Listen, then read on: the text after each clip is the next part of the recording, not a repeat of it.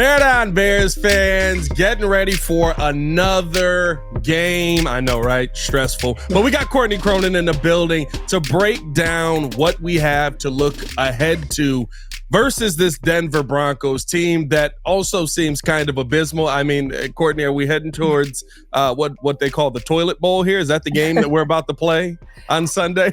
It's interesting, and I think you and I may have talked about this before, that this game could be so bad that it's entertaining.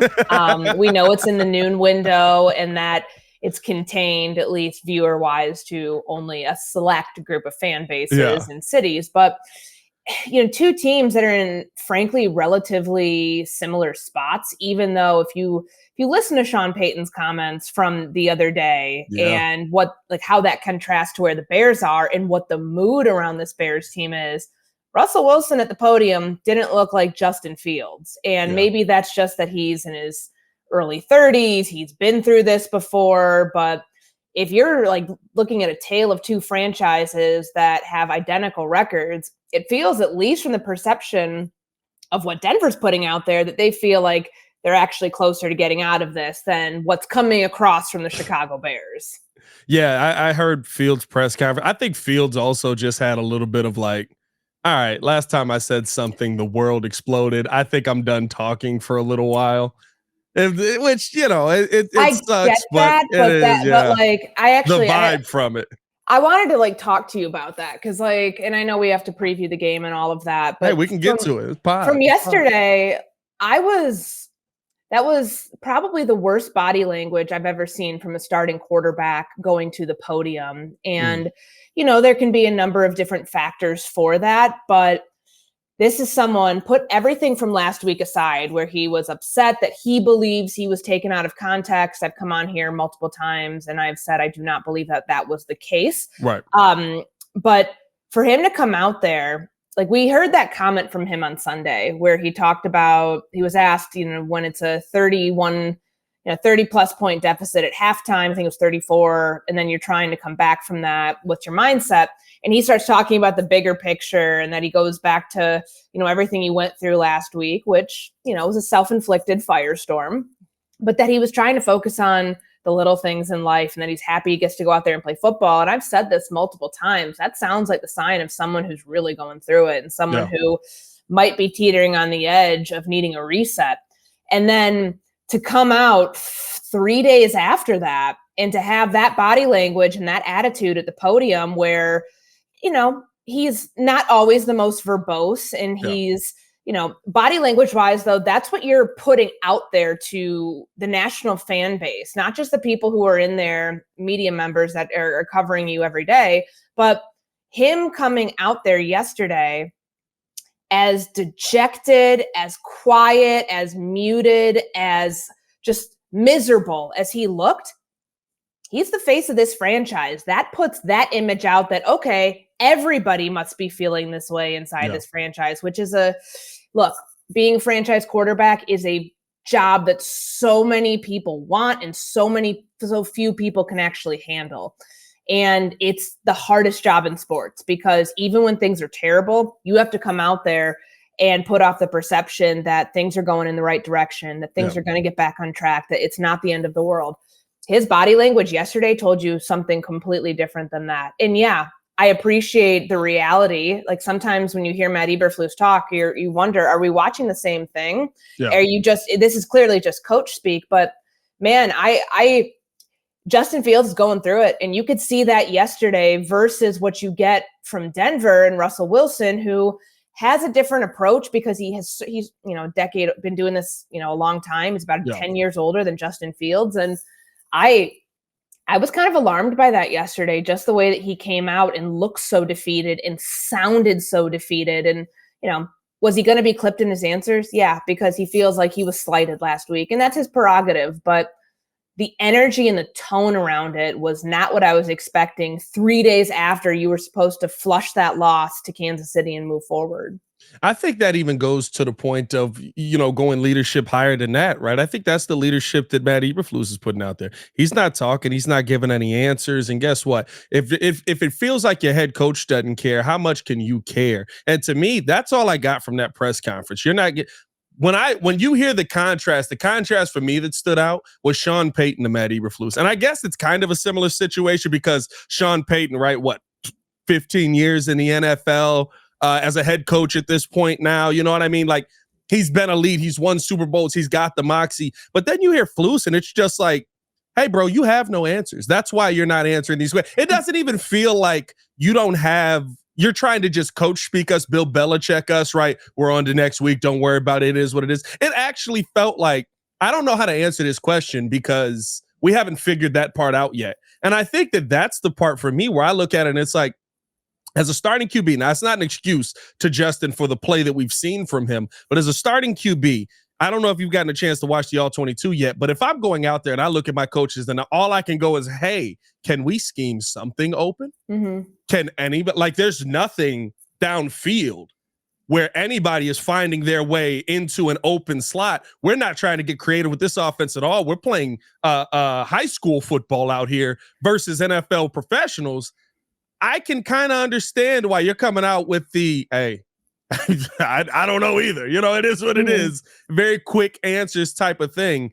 And I look at the leadership all the way up this thing. And again, it's why I asked the question, I think when we were here on Tuesday, right? Like, at what point do we start to look at the adults in the room, which seem to just be Ryan Poles and Kevin Warren, and say, hey, so what are we going to do about this? Because this shouldn't be acceptable through 4 weeks. And if you see a similar product from play calling to execution out there on Sundays, then you're going to have that question only become more pressing at that point. And I'm not saying that they're going to start relieving people of duties or switching around who does what or, altering who's calling plays, but the heat gets turned up on a lot of people's seats, including Justin Fields. Yeah. After this game, if they end up losing, because they've got a short week, they've got to go turn around, go to Washington for Thursday Night Football, and this is going to be a really, really tough stretch for them here if they can't get out of this hole, because there's 4 teams remaining that are 0-3. 6 teams who have started 0-3 have made the playoffs of 251 teams who have gone through that over, the course of NFL history. And that's really difficult.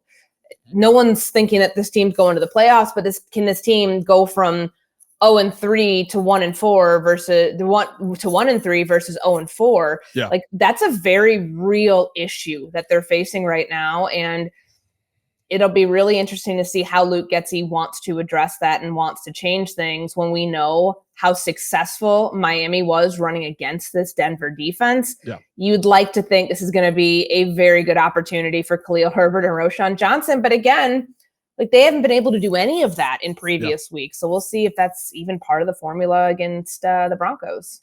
I guess that's the real question, right? Does a loss to Denver mean that this finally goes nuclear, right? Because we heard Peter King, he was on 670 the other day and said Justin Fields probably has a few weeks he's talking about before he ends up being benched, basically.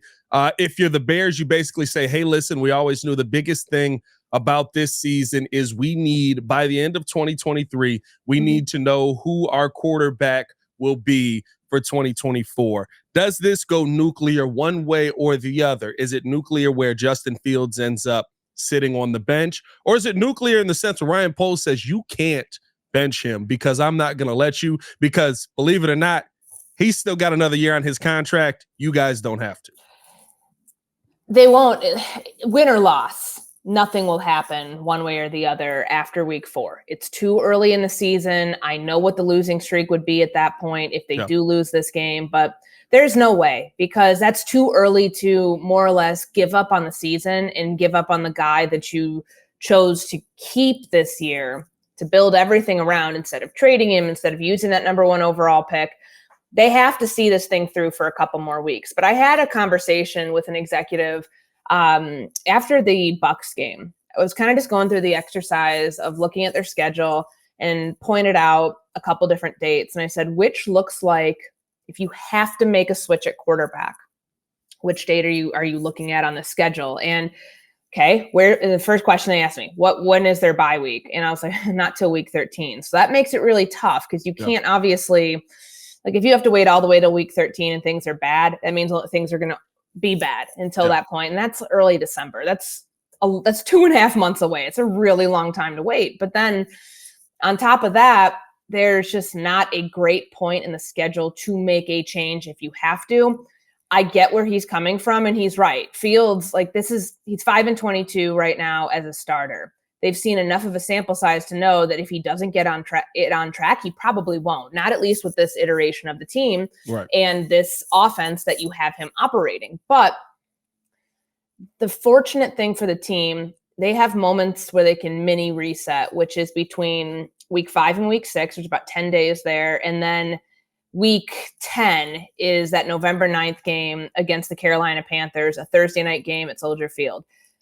If I were to guess, if things, let's just project this out, if things were going the same way that they are right now, Fields is struggling, it doesn't look like it's clicking with him as the answer to this offense, that's the sweet spot where you could look to actually make a change at quarterback. Because to do it this early in the season, you could see a quarterback because you can't ever go back. Once you do it, it's done. Once you switch it, he's done. And I wouldn't be surprised, just kind of knowing the situation about who represents him and, where Justin Fields is in his career right now as a former number 11 overall pick. I wouldn't be surprised if they benched him at any point, really, if he was going to ask for a trade after that, because he does not, very clearly, the system isn't meshing with what he does well. And he, at that point, if that did happen, he'd have to take his career into his own hands to try to get somewhere else so he could resurrect it and not wait too long, because we've seen that happen where guys wait too long. Or, take a look at all the situations that have panned out across the NFL, whether it's, Sam Darnold trying to get a second lease on life and see how that worked out for him. And of course, Baker Mayfield's one that actually, at least as of right now, has made that work, but he's been on shaky ground too. Throughout at that point, from Cleveland to Carolina to the Rams to the Bucks, not everybody has that luxury of being able to try it out at multiple different points of their career and multiple different teams. So these next couple weeks are maybe the most critical weeks of Justin Fields' career. I think that is fair to say, and I think that that's a situation that he's going to have to take very seriously, and the coaching staff and front office is going to have to take very seriously about if things are this bad in a couple weeks, they've got to make a decision one way or the other and stick with it. Are they tied to everyone in the staff throughout the season is the other question, right? Because there's a ton of changes that we have shockingly seen this Bears organization make over the last couple of years, right? An assistant GM was a surprise. A different president in the building was a big surprise. The Bears have never fired anybody in season, and I'm not calling for it, but the job that we're seeing on the field, I mean, the Bears literally are the worst defense in the NFL and the worst offense in the NFL, and that speaks to your head coach and your offensive play caller. Could we see them pivot off of either of those before this season is finished?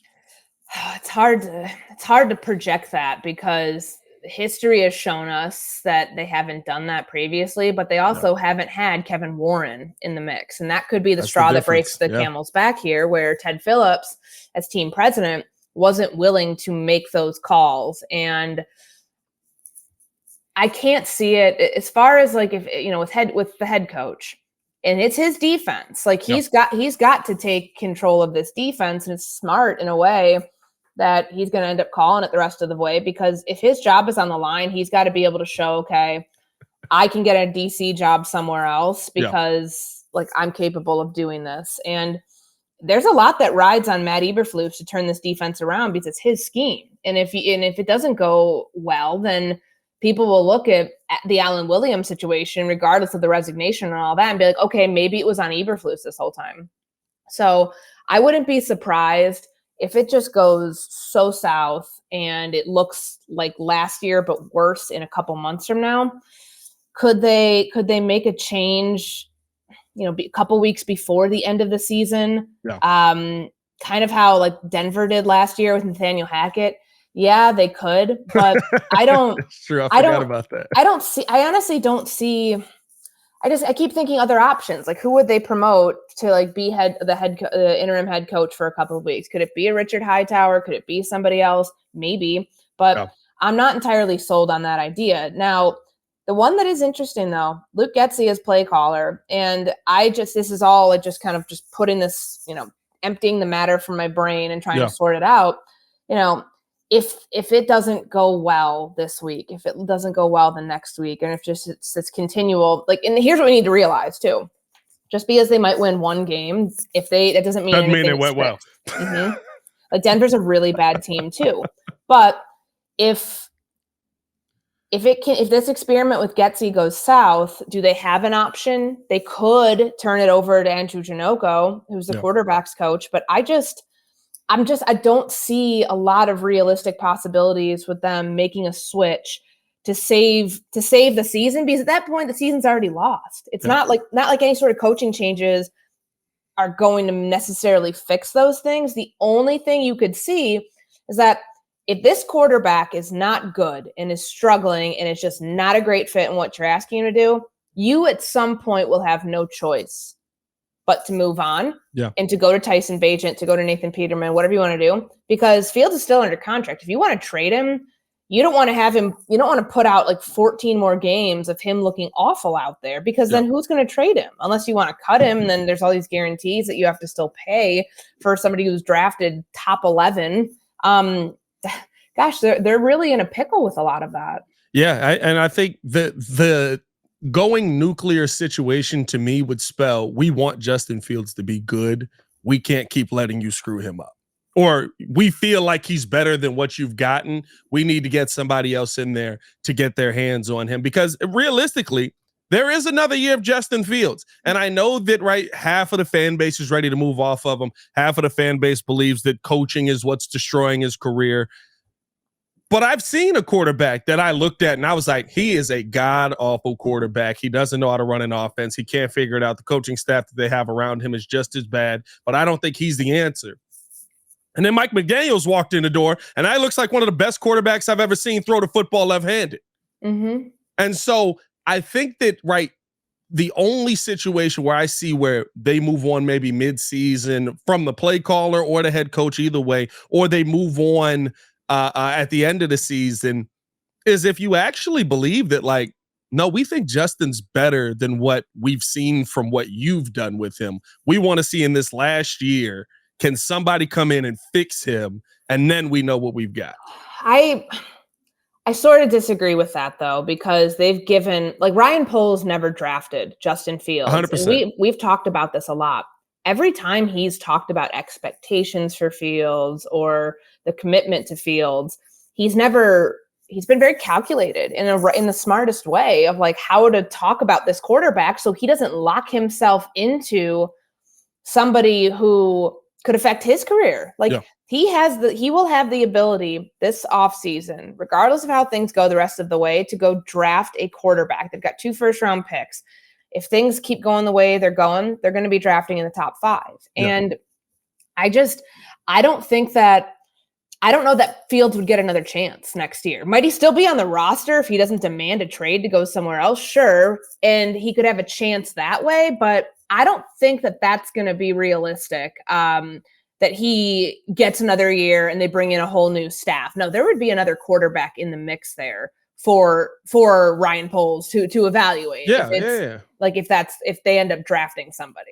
I think I could see that as well, though. You know what I mean? I could see them going out, say it's, we're horrible this season. We're in a position for Caleb Williams, or Shedeur Sanders climbs up. That's the one I want. I'm not gonna lie. If we have to move off Shedeur, because that offensive line that he's behind looks like ours. But anyway, I could see another quarterback being in the mix.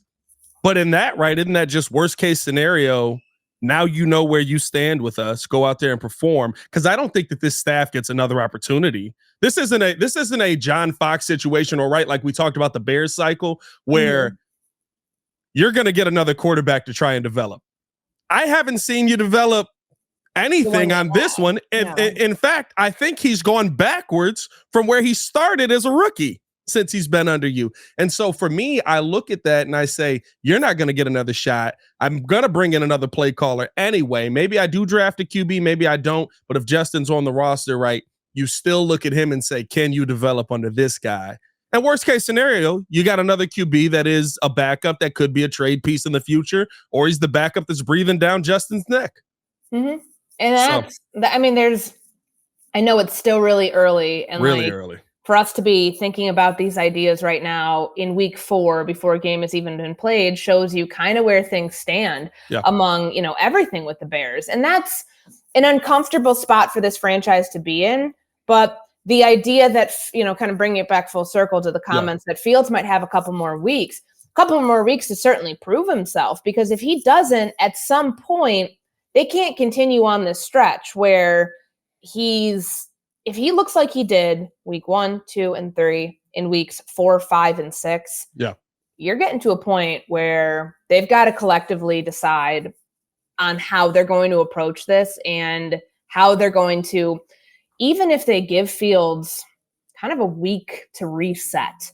I know that that's a weird thing to do, and I wouldn't even call it a benching, but going back to how he appeared yesterday, and even after the game, you have somebody who is teetering on the edge of no return in terms of the confidence element, in terms of he just came across as kind of broken and dejected. And that's not just me saying that. You see people looking at that saying, what's wrong with Fields? He looks so upset and miserable up there. And, at some point you've got to save the quarterback from falling off the cliff, because you can't get him back at that point.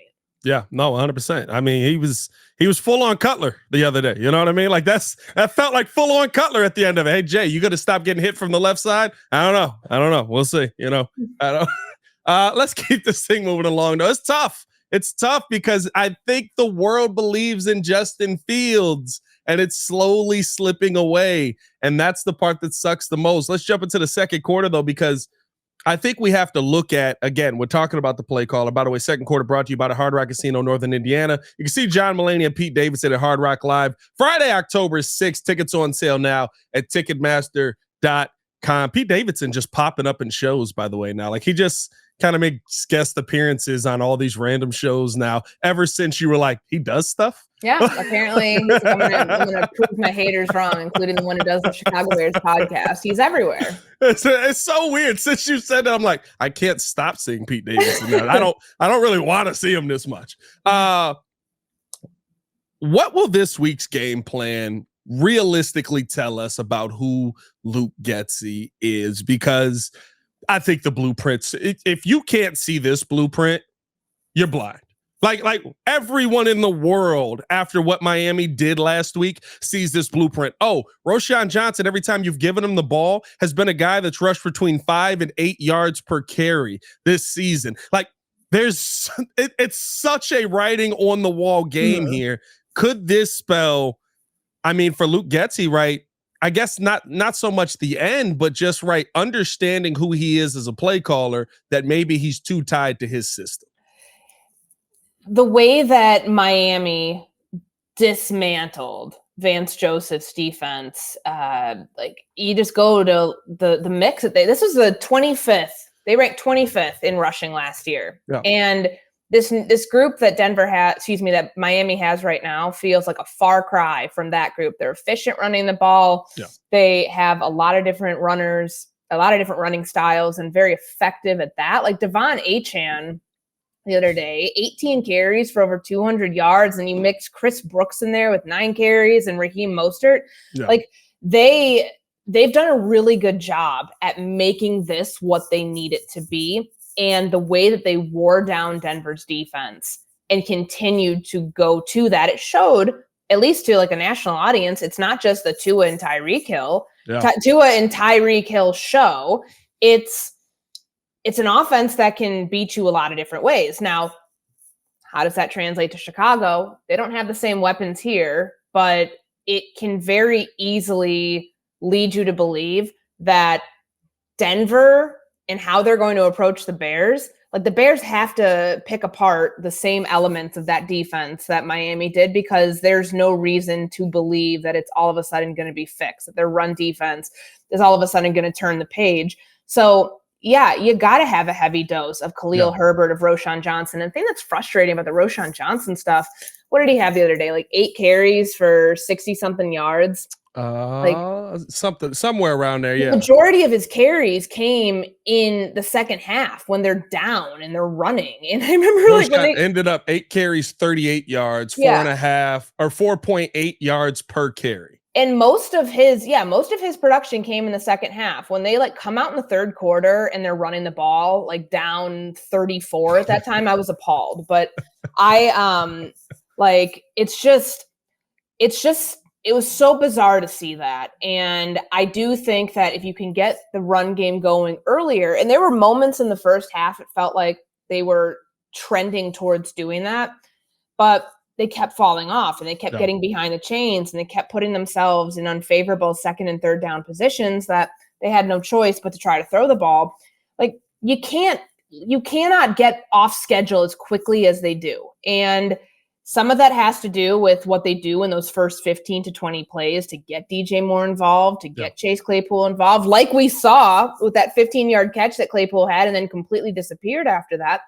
Like there have been their moments, but I would imagine for Luke Getsy, if anybody's feeling the heat, it's got to be him right now, just based on what the play call and what the play designs are, because you can tell people have access to the all 22. They can tell who's open downfield, what the route concepts are, if Justin's really missing all these throws, how he looks in the pocket. And that's a direct reflection on the position that the offensive coordinator is putting the quarterback in. Thursday night's going to be a night. Have you seen any of the Amazon Prime Thursday nights yet? Yeah, I've watched the last 2 weeks when they've been on. It's going to be a Getsy nightmare because when they have the little tracker that like follows him around, it's like, this guy's open, this guy's open. It's just going to be like, hey, Luke, why is there so much red on the field? But like, that's going to be the worst moment of his life if he keeps calling this offense. And I think with this, going up against Denver, this is the one where it's like, and we heard Luke say, right? Like, I'm going to fit my scheme to what my players do. Prove it to me. Yeah, it hasn't looked like that at all so far. Like we're 3 weeks in, and the game plan here, whether we want Fields to be the answer or not, I don't care what it is. You need a win. Is turn around, hand the football off. They should have 25 to 30 runs between Khalil Herbert and Roschon Johnson. And maybe Justin Fields gets in on the mix on that as well, right? Like, but there's no way you can come into this game and say, listen, we're trying to prove that he's a quarterback and we need to throw the football, because that's not adjusting your scheme to what the team on the other side of the field is doing for you. No, and he definitely, like last week when he led the team in rushing again, it kind of feels like junk yards. You know what I mean? Yep. Stuff that doesn't actually matter add up to anything. And of course, my brain goes to a place where you've got to think, okay, if he can't operate like we want him to operate at some point, then they already know he's not the answer. They don't want a running quarterback. They don't. Right. Like that's the default option when things are not good.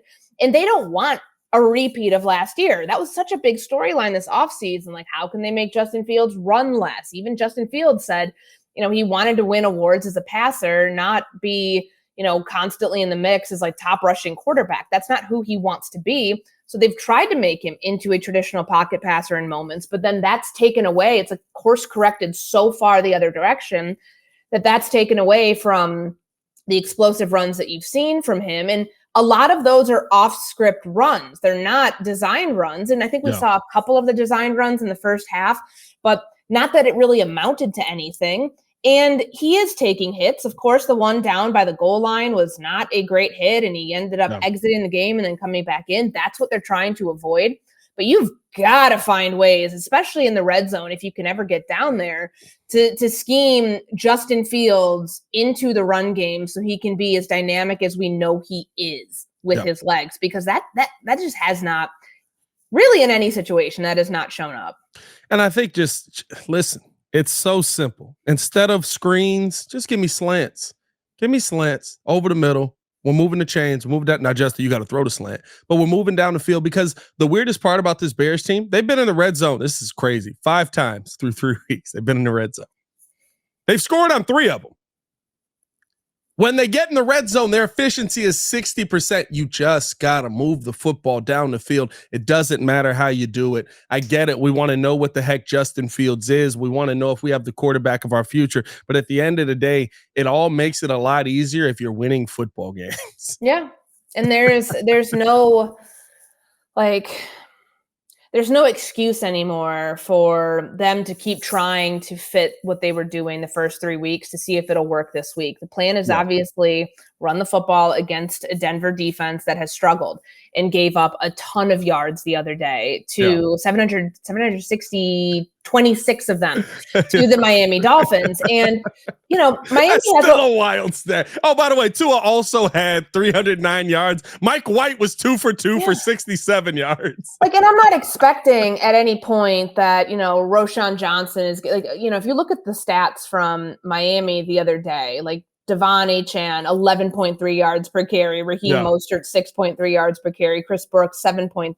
That averages out to where their entire running back room is averaging over 8.1 yards per carry. That's great, but that's not realistic. But you don't have to have those sorts of numbers to be able to beat this Denver team. They've shown you defensively that their personnel is not great. Their system is not that great. And we knew this with Vance Joseph. I'm not really sure why Sean Payton thought this was a great hire when you have somebody who gave up 44 points in the opener last year when he was with Arizona to the Chiefs. He routinely, they were 31st in points last year. It's big, gains allowed, and they would give up 35 points, 31 points, 33 points. You can make that happen against this defense because they have not shown you any sort of way around that. And if you're the Bears, this has to be the time where you're all right, we can actually beat this team. I don't think last week that anybody was really giving them, even internally, giving them much of a shot to go down to Kansas City to even stay competitive, against the Kansas City Chiefs. That was a tall task. They knew it. They were, their play reflected it, but this is a winnable opponent. Even though things are so bad right now in Chicago, it's still a winnable opponent. They have the identical record that you have. And then 2 weeks from now, you face another team that has an identical record that you have in the Minnesota Vikings. Take advantage of these opportunities because offensively, you're not going to get a test that's, I don't want to say easy because nothing has been easy with this team, but it's just bad. It's bad. It's bad. The second Ryan Poles found out Taylor Swift was going to be at the game, he just started punching the air like Trey from Boys in the Hood. It just went downhill at that point. All right, let's try and we need a halftime segment here just to get a little bit of a breather on this.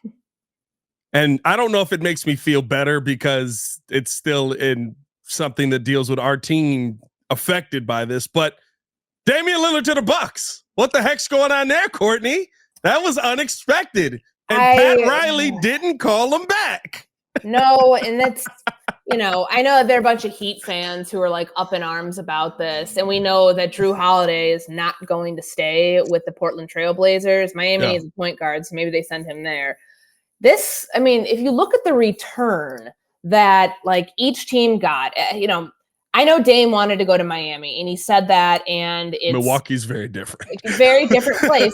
But this is their way of ensuring for Giannis, because remember, the big story this offseason was he's not going to sign the extension that he's eligible for, and his comments constantly, even though he says the same thing over and over again about wanting to stay with Milwaukee, he's smart. He's not going to lock himself into a place where he doesn't feel, if they can't get back to what they did in 2021, eventually he's going to want to go. So I don't see anything wrong with that, but I also see this as Milwaukee's way of ensuring at least their commitment to Giannis that, hey, we are building a championship contender around you. But, in the East, it just puts more pressure on a team like the Chicago Bulls, which I don't know if you had heard some of these rumors, the last couple days, very loosely, it sounded like the team was linked into Damian Lillard somehow, some way. I heard it, and I'm so locked in on the Bears right now. So all right, I'll believe that when I see it. And of course, it never rose to any sort of prominence where you had to give it credence. But it makes, all right, the trade kind of, I'm going to look at it from a number of different ways. Suns don't have draft picks. We know that because of the Kevin Durant trade. They also don't have any depth. So getting Nurkic, getting Grayson Allen, getting Nasir Little, Keon Johnson. Okay. Because you don't have any draft picks. You might as well get those guys who, some on expiring contracts, some, young enough where you can still fit them into your system as role players behind Kevin Durant, Devin Booker, and Chris Paul, or not Chris Paul, Bradley Beal. Bradley Beal, yeah, because again, Chris Paul's now with the Golden State Warriors. A lot of movement here. Like, it's smart for them to get themselves looped in here. And then, the Blazers in their spot, as we just mentioned, with Drew Holiday, probably not going to be there long. That's a trade candidate. But if DeAndre Ayton wants to be DeAndre Ayton, the good version of him, not the one who's sometimes checked in, sometimes checked out. Not the one that got shut down by Maxi Kleber in a playoff game. Is not that one. They only got one first-round pick for this, and there's 2 pick swaps. But remember all of the posturing this offseason of, oh no, they're not trading Damian Lillard for anything less than multiple first-round picks. Yeah, I think this was the best that they could do, and having a third team involved to be able to move some of those contracts, it makes sense. I don't really know why the Bucks would want to help Milwaukee, or why Milwaukee would want to help the Suns, considering, or even vice versa on that. But it's definitely the blockbuster type of move that nobody was expecting at this point. I know the season starts in a couple of weeks. Yeah. James Harden still with the Philadelphia 76ers. I saw he was at a party the other day and had a sign that the bottle girls were holding up, said Daryl Morey's a liar. So he's still on that train. But if you're looking at the East right now, and the Bulls should feel none of this affects them because they're already a bad team to begin with and they didn't do anything this offseason. Yeah. But God, if you're Miami, you're sweating this one out. Yeah, it's so funny. I did Locked On Bulls yesterday, and we're just sitting here, and we're just all right, go get Drew Holiday. It makes sense. Maybe they just I don't know what the Blazers want out of this. You got DeAndre Ayton, and I get, weirdly enough, that's the team kind of that I was I'd love to see Dame with a big man that could play in pick and roll and just go get the ball when he throws it up there. Now, right, Anthony Simons and Shaedon Sharpe will get to take advantage of that scoot as well, right? But it's just such a weird situation now because I just look at the East and I'm all right, we got the Bucks, we got Boston, Cleveland, maybe, and then I'm the rest of us just are floundering right now. There's not a lot of I don't care what anybody says. I have no hope in Atlanta. Zero hope in the Atlanta Hawks. I have more faith in the Knicks right now than I do in Atlanta. Yeah, and so it's just the East is is this the time where Damian Lillard can go out there and get a ring? At a minimum, I give Milwaukee credit for finally going, no, we're not going to let you Kareem Abdul-Jabbar your way out of here. We're going to go get Magic and bring him to you.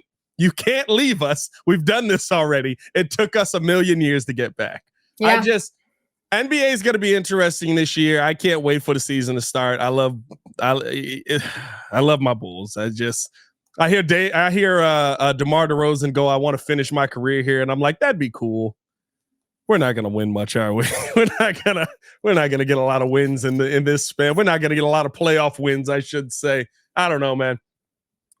Unfortunately, we got to jump back into this. I do want to get your thoughts on the health of this team heading into the game as we jump into the third quarter. We saw that they signed a player off the Vikings practice squad.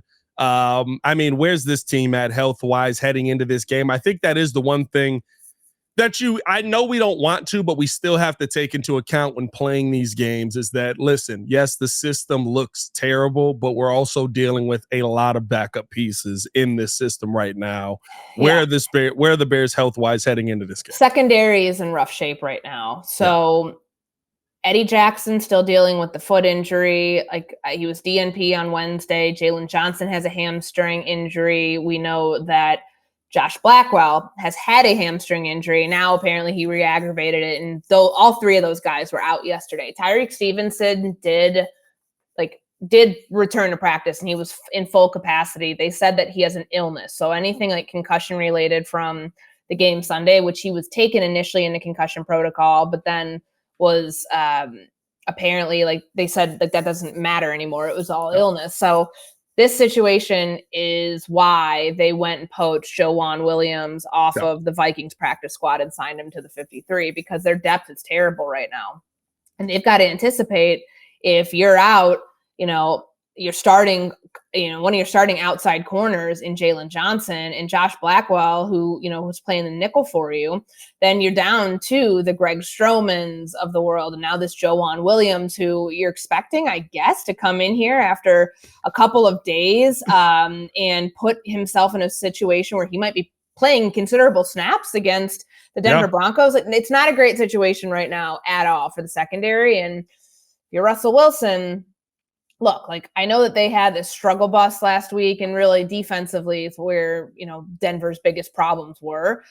Russell Wilson was not by and large their biggest problem. He was 23 of 38 for 308 yards, threw a touchdown and an interception. That's not a great stat line, but he's still savvy enough to where he can actually make those plays on the run. He can actually when's the last time Justin Fields had a 300-yard passing game like that? You know what I mean? Even with an interception in there. And if I'm not mistaken, I don't believe Justin Fields has had a 300-yard passing game yet. That's the thing. So if you're Matt Eberflus calling this defense, knowing that you're facing somebody who, at least at one point, I don't know how this is going to affect things, but at least at one point was on a Hall of Fame trajectory. Not a great situation when your secondary, which is supposed to be the strength of this team, is as banged up as it is, and you still can't get a pass rush off. And I that's the frustrating part to me. And I asked him about this on Wednesday, just how he hopes to handle that. It's not acceptable to have one quarterback one sack and have the lowest sack percentage, and you have 9 quarterback hits, which is, again, the lowest in the NFL. They're not close. I know they keep telling you that they're close. They're not close. So you can't get pressure up front. You're going to be giving Russell Wilson all day. Good luck. Yeah. Good luck. And then your secondary, which is down a bunch of pieces, is going to have to deal with that. There's so much where if somebody put together a list of just guys who have more sacks individually than the Bears have total on the season, and it just speaks to you again, like I said with him at the press conference, you have no answers. You don't know, right? Listen, at a minimum, I would think as the DC, you would be able to say, okay, I know how to fix this. I know how I need to adjust here. It didn't seem like it in week 3, and that was your second week calling the plays. Week 1, I get you. Or week 2, I get you, right? Surprised with the whole Allen Williams situation. You're not prepared to just step in and call plays. Now it's on you. Okay, now I got to call plays. I got to flip my brain back. Week 3, you knew what you were up against. You knew that your team couldn't get pressure, and you still sat there, played soft cover 2, left the middle of the field wide open, brought no pressure, did nothing to bring any more pressure. I mean, I get it. Your system, your scheme doesn't blitz a lot. This entire scheme is built on getting pressure from your front 4, but they're not getting it. They need help. And it can't just be, we just got to keep punching away at it. Yeah, that's the kind of mindset that gets coaches fired quickly. There really haven't been any adjustments for more than a year now. And you can see all of the play breakdowns. I know that you and I have talked about it, players on other teams that I've spoken to who say that they know exactly what's coming at them because the scheme is very predictable and it's very basic. There's not a lot of disguised looks. Certainly any sort of eye candy that, the other teams are throwing at them seems to throw them off. And they're not getting pressure with their front 4. That's a problem. And you can say, oh, it's chemistry. We need to rush together. 4 is 1. Miss me with that because it isn't working. And it's all lip service at this point. You've had enough time. If they keep giving you, we just need to be together, continuity, chemistry, that's bullshit, Pat. At this point, that is a sorry excuse. And you should have it by now. And at that point, it shows you have talented players. You just guaranteed Yannick Ngakoue over $10 million to be here. You paid for DeMarcus Walker in free agency. You brought in Andrew Billings, who has been the best defensive lineman that they have so far. And then you spent 2 draft picks, 2 day 2 draft picks on Zach Pickens and Gervon Dexter. It's not the personnel. It really isn't. And I know Matt Eberflus kind of took the easy way out when I asked him that yesterday, saying, oh, it's both. It's personnel and it's players. No, This is a scheme thing. You've got to bring pressure and you've got to manufacture pressure if you can't get it with your front 4. Because at one point last year, Allen Williams was doing that to the best that he could. And that required Jaquan Brisker to play much closer to the line of scrimmage than you might expect from your safety. And unfortunately, that's probably what they're going to have to do. And I think here's the thing with it all, right? Like, I'm not asking you to change your scheme forever. I'm asking you to adjust your scheme to the situation that you're in now. You want to know who does that? Good head coaches, good play callers. You can't sit here. I look at the number one thing that I've always looked at is John Harbaugh and how he adjusted, how he thought everything about offense to Lamar Jackson, who walked in the building and was like, no, but I can run. Like, the entire mindset of everything that they did with the Baltimore Ravens shifted because of the player that now was in the building. I'm not asking you to change what you believe forever. I'm asking you to change what you believe because of the four guys you have on the field right now in the front can't get pressure on the quarterback. I'm not even asking you to get cute with it. Heck, on the offensive side, I don't even want you to get cute with it. I actually want you to be more simple. Hand the ball off to Roshan and Khalil and throw it to DJ Moore. It gets no simpler than that. And I get, right, like, I was reaching out to people. I'm like, I need to get a former number one wide receiver on here because like, there's a mindset that goes into I'm the number one, you have to get me the ball no matter what, that for some reason isn't happening here in Chicago. And I think that both sides of the football, you see the lack of creativity, you see the lack of adjustment, and you see and it's not adjustment to the game itself, just the adjustment to the personnel you have. If you got Tommy Harris in the middle, I love it. Run, send four all day. We don't have Tommy Harris. We've got Javon Dexter and Andrew Billings right now. That's a tough spot to be in. You brought up something too when we keep talking about this on the other side of the ball with DJ Moore. Like, why is he only being targeted? What was it against the Chiefs? Against the Chiefs, he got targeted 6 times. 6 times. Yeah, I was going to say he's at the bottom. Chase Claypool had 4. Like, why aren't you targeting him more? And Matt Eberflus will always say, we got to get the ball to our skill. We got to get the ball to our skill. And then I honestly think there's kind of a cop-out from Justin Fields, the way he talks about it, that, you guys are going to complain about me not getting the ball to DJ Moore. And then next week it's going to be Chase Claypool. And then why isn't I heard that. We got to spread the love around. Okay, that's fine. We all know, like, I don't want to hear this one more time. We all know that great receivers, great playmakers are going to see multiple defenders. You know what? You force the ball their way if you have to. Do you think that Kirk Cousins and Justin Jefferson haven't worked through this before? The early years that Jefferson was there, Kirk was not targeting him enough until there came a point where it's like, you have to kind of like put all that other stuff aside and get your best playmakers. And that's on play calling too. Put them in position to where, even if they are facing cloud coverage, bracket coverage, whatever it is, put them in position to give themselves an opportunity, because you can't, that's such a faulty excuse at this point where it doesn't feel like, it's not possible anymore because the best receivers. You don't think Tyreek Hill faces multiple defenders every single game? You don't think that Devontae Adams faces, stop. That's such a lazy excuse.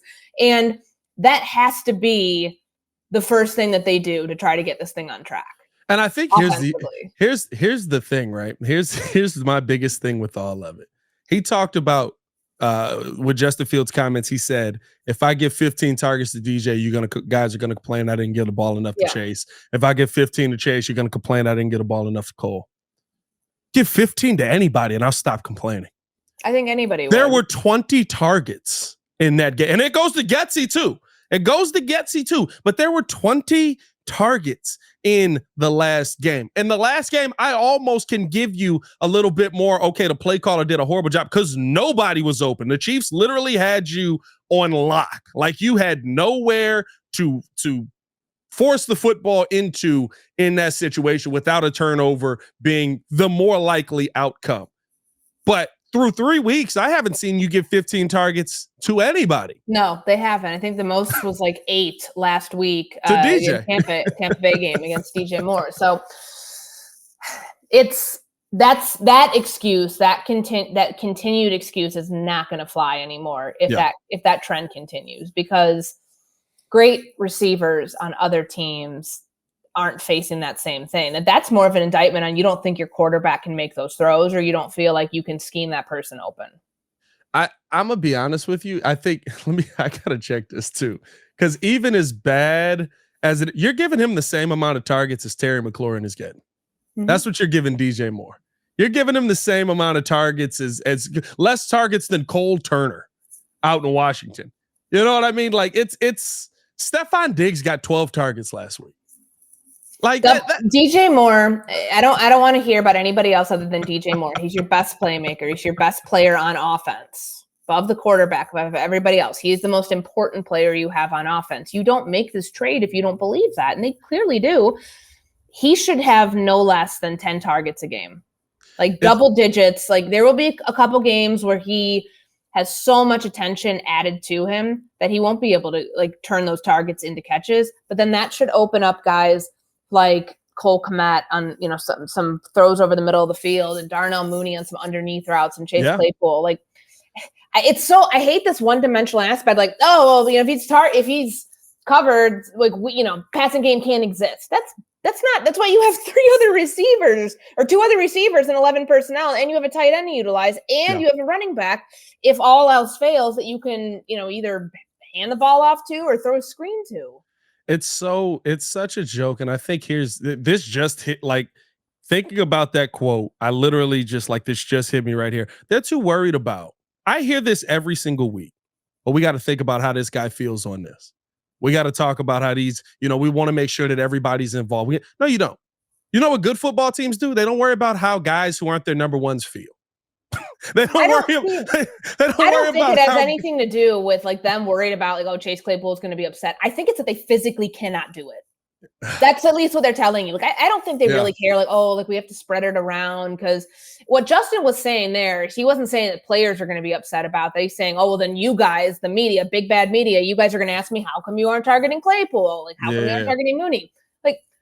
They're not worried about anybody's feelings. I realistically do not think that they are capable of getting their best playmaker involved. And that's a massive indictment on the quarterback and on the coaching staff. Oh yeah. It's bad. I mean, 20 targets in a game. 20 targets in a game is insane. Hey, let's finish it off here, Courtney. We got the Dirty Bowl coming up here on Sunday, fourth quarter. What's your prediction for this? Is this going to be a 6-0 finish that the Bears grind out a way to win, and then Matt Eberflus is there and be like, it's good to get one, now we got to build on it? Is that what we're heading towards here? I don't think either team will score 20 points. I would not be surprised. I mean, the Bears are not favored at home in this game, and Vegas is telling you something that we already know, that they believe that this is the worst team in football. And right now they've done nothing to prove that to the contrary. But I will say, because it can't possibly get worse than this, if it's 17, and I kind of reserve the right to change my thoughts on this, because they've done nothing to show you that they I shouldn't even be picking the Bears here, but it's I'm thinking about people's jobs. I'm thinking about how it can't possibly get worse than it is. If it's 17-14 Bears, I hang your hat on it. Yay, they got to win, but they have not won a game, Pat, since October 22nd. 2022. That's 340 something, 330 something days. That's crazy how long it's been. And Denver's shown me nothing to really have a whole ton of confidence in. Sean Payton's the architect of this mess right here. And I can't see a situation that if the Bears are 0-4 and it looks like it did last week and the week before, that there aren't some sort of changes, whether it's, and not even pointing to Justin Fields here, but I think that if they're 0-4, it's going to put them in a really tough spot going on a short week with Washington, where the Heat, I'll take that back. I don't know if the changes is probably the wrong word, but the heat is going to be turned up to a very noticeable temperature. Yeah. So let's say 17-14 Bears, and that they can finally figure, because they know what they're doing right now is not working. And I know that you don't really get a lot from Luke Getsy at these press conferences where he will kind of cop to any sort of the changes that he expects to happen. But let's just go off of what we talked about. They need to get DJ Moore the ball. They need to get their playmakers involved on offense, because if that offense is getting booed in the third quarter the way that they did a couple weeks ago, this is not sustainable. No, 100%. I've got it I've got a 21-17. I do have the Bears finally getting 3 touchdowns in a game. I think they should run the hell out of the ball. This should be a 3-hour game because they are running the ball as effectively as we know that they can. Yeah. Roschon and Khalil each have one in my mind. I think Justin gets a passing touchdown. I think that they pound the rock. And because here's the one thing, when Justin made his comments last week, it was kind of already too late to say, okay, we're going to make a massive change to our game plan. I think you may get to see more of Justin playing freely, as he put it, less robotic. But I still think that that's just holding off the waters with the dam for a little bit longer, right? Because to me, this is something that, okay, now we have to kind of change things to make you feel more comfortable and make you fit our game plan. That's not a 2-week fix. That's a season-long probably fix. And maybe by the end of the season, he feels finally comfortable, but like, you're changing everything that you've already implemented, which fine, none of it's working. Mm-hmm. But I think that you'll see a little bit more free play. I think that the Denver Broncos are that bad. And listen, if they aren't, and Sean Payton comes into Soldier Field and kicks your butt and you go 0-4, I agree with you. The heat on this team is going to be massive because I think at that point, even the national media will say, all right, listen, it's time to start calling. People will start calling for changes at that point. Not necessarily translating to anything. Because again, I don't think that they're going to start firing coaches or changing who's calling the plays, but then like, they already are facing adversity. They've admitted as much. They already know they have to batten down the hatches because the outside noise is getting loud. Like, it's going to be even worse next week if they lose that game and then they have to go on the road to Washington. And their schedule the next couple of weeks, it's Denver, Washington, Minnesota, Vegas, any other team is in that situation thinking, wow, this is breaking nice for us, but not for this team that can't even get out of its own way enough to not have a 34-point deficit at halftime. Yeah. On a very average day from what the other quarterback's doing in Patrick Mahomes. You better figure it out here quick. I guess you're going from the best team in football to, if you're not the worst, they are the worst. Let's see if you can get a win. Yeah. Let's see if you can get a win. Appreciate you for another week, Courtney. We will we'll see how this all shapes out heading into next week, heading into Sunday. As always, it's your boy Pat the Designer back at it again. Drop a bear down in the comments below. Hit that like button if you're here going through all this pain with us. Y'all stay safe out there, Chicago. One love. Peace.